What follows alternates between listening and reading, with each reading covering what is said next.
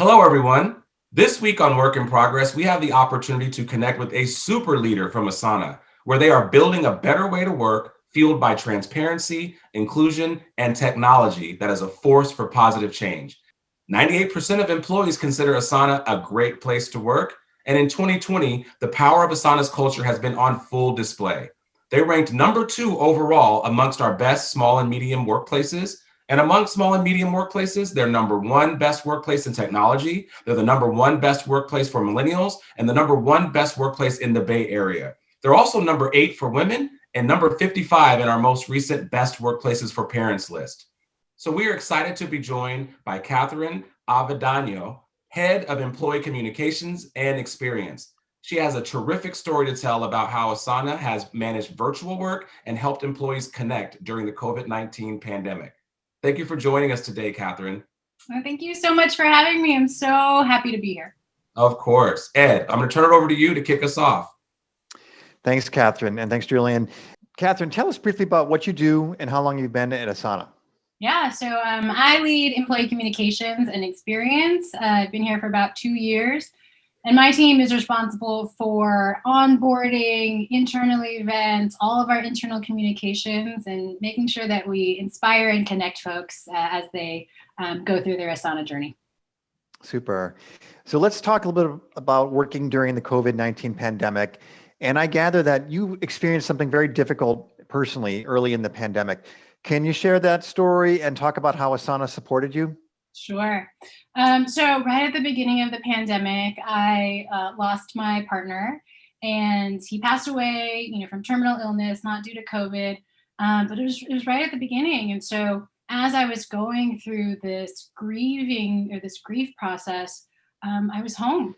And, that is quite isolating for anyone. And it's been hard for everyone.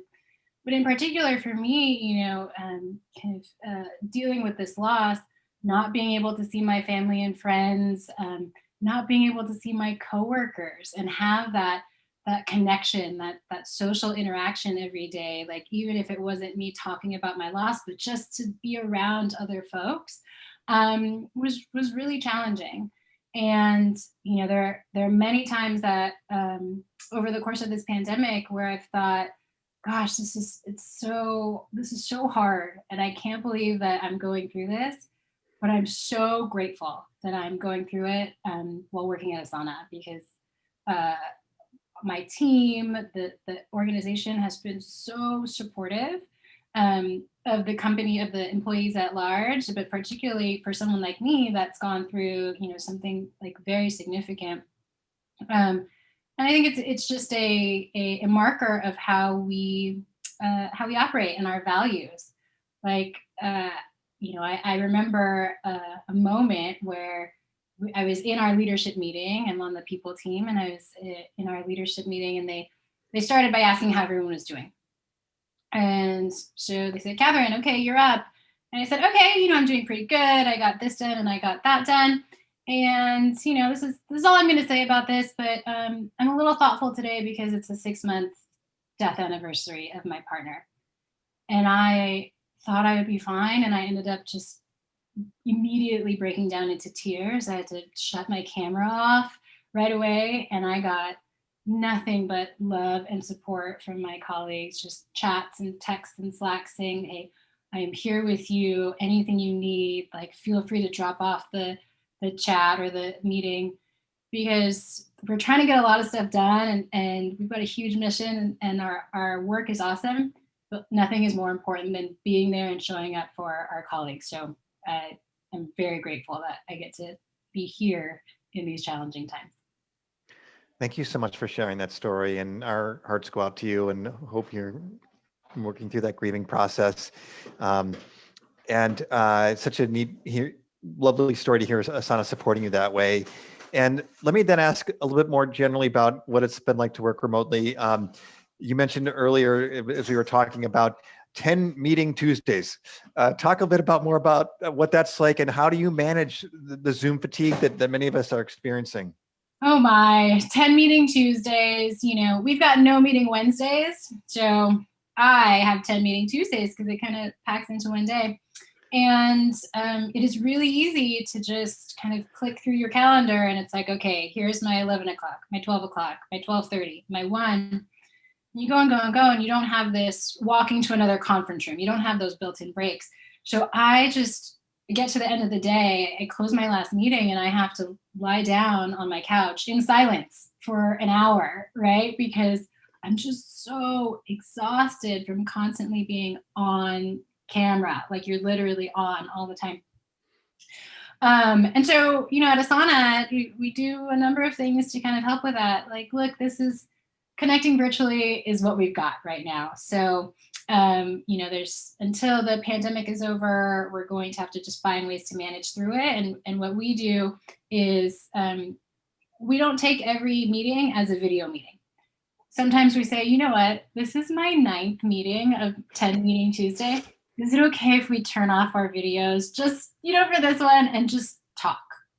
And that really helps, right? Because it's not as distracting. You're not like as focused on like looking engaged. You can just kind of be, or you could doodle and it won't look disrespectful or anything.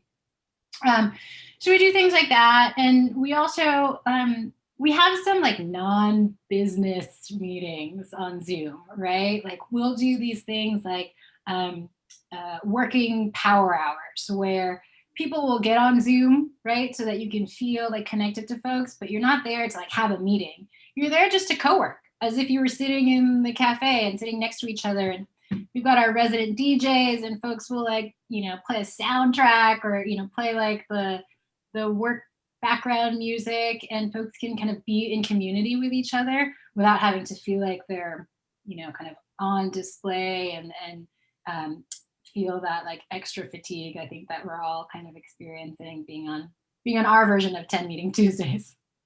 That sounds great. Sounds like some really smart moves to help you deal with that, the challenge of the fatigue of the Zoom calls, and then also some ways to connect nicely with each other at the same time. So Julian, let me turn it over to you for some other questions for Catherine. Thank you, Ed. Catherine, what lessons do you have for companies that are struggling to go remote, that may be afraid of losing what's very special about their culture or struggling to really keep people connected during times like this?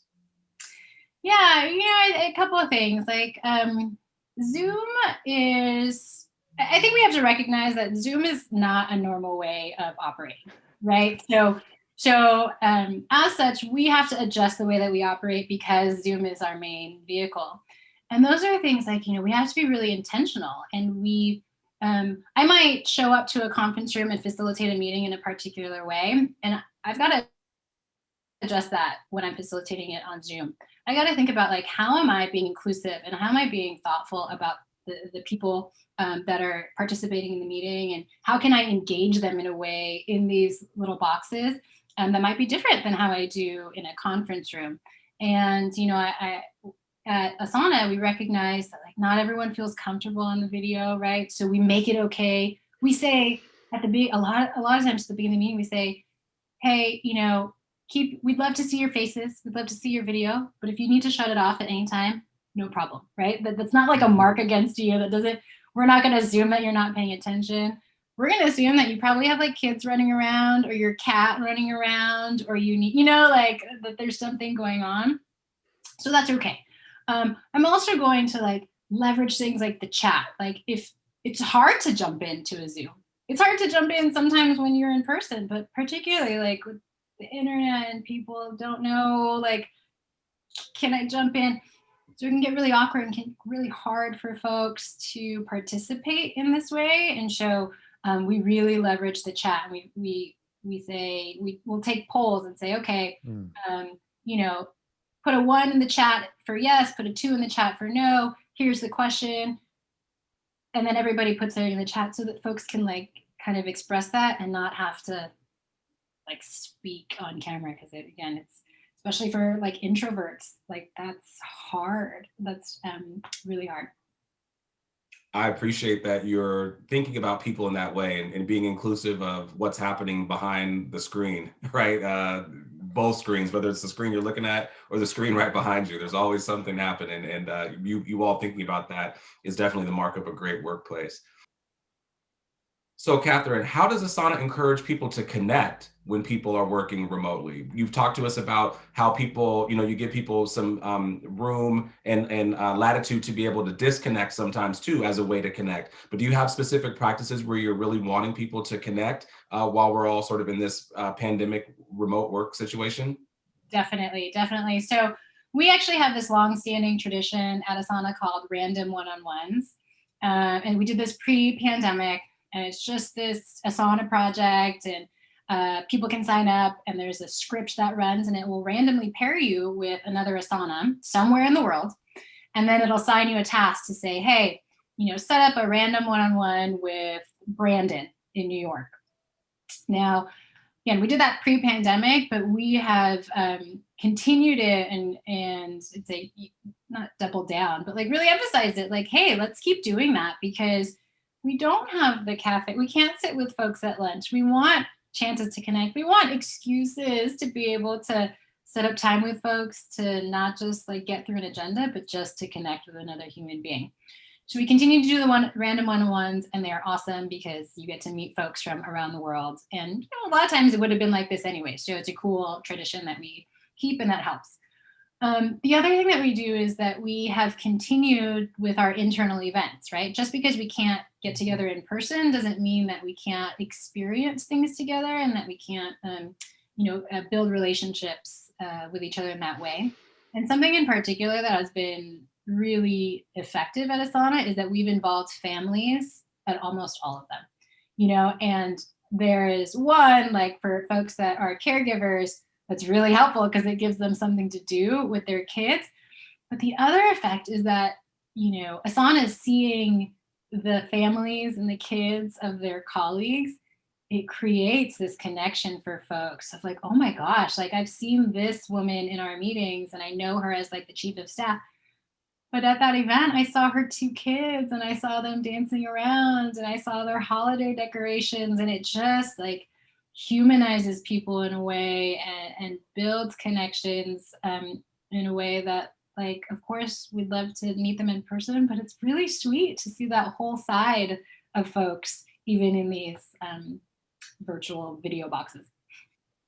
That is awesome. I mean, that humanization of people, you definitely get that when you're around that water cooler or having lunch together. So finding ways creatively, whether you're doing, holding over some activities or practices that you did pre-pandemic, or involving the rest of the people that are important in folks' lives, that's such a testament to the work that you do. So not only are you a great workplace, you also have a great product, right? So, companies that obsess about their product, sometimes folks will say customers are first, and sometimes folks will say employees are first. And there's always a little bit of tension there. But I wonder, how does Asana balance having both a customer and an employee focused company? Yeah, so we think about this, we talk about this a lot, and we're very clear on how we approach it. One of our values is rejecting false trade-offs, and I certainly believe that here. Like, it's not either or, right? You're not like customer first or employee first. And something, a mantra that we have internally is that like, take care of yourselves, take care of our customers. And we are so mission driven. We care so deeply about providing an incredible product to help humanity thrive, and enable teams to work together effortlessly. But we can't do that unless we put on our own oxygen mask. And so, we're going through this pandemic. A lot of us, some of us are thriving, some of us are just surviving, just trying to get through. And if you're just surviving, like, we make it very clear, like, we see you. We want you to take care of yourself. We want you to set boundaries, to take time off, to put on that oxygen mask first, because that is the way that we can take the best care of our customers. So again, they're not either or, but we're like very clear that like the self-care, it's an input to us taking care of those customers, achieving our mission, building the best product that we can. I love it. You can really have it all, Ed. I told you, you can have it all. Um, I'll turn it over to you, Ed. Thank you, Julian. And Catherine, that distinction between surviving and thriving just strikes me as we heard your story earlier today. Someone who lost their partner within the last year, one could imagine them surviving, and yet you come across as thriving.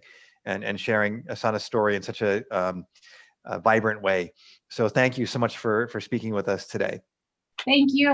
It's really fun. Like I said, I'm grateful to be here. This is hard work and it's a hard time for everyone, but it's nice to, have these conversations and feel like you're in it together with other folks. For sure. Well, you offered some great lessons to our audience and other best workplaces and those that are trying to become great workplaces. And so thanks to all the audience members who watched today's episode. Again, we're at Work in Progress. We're trying to help folks get through these tough times, keep it real, and really progress toward our mission at Great Place to Work, which is to build a better world through great places to work for all, everywhere. Thanks very much. Thanks, John. Thank you.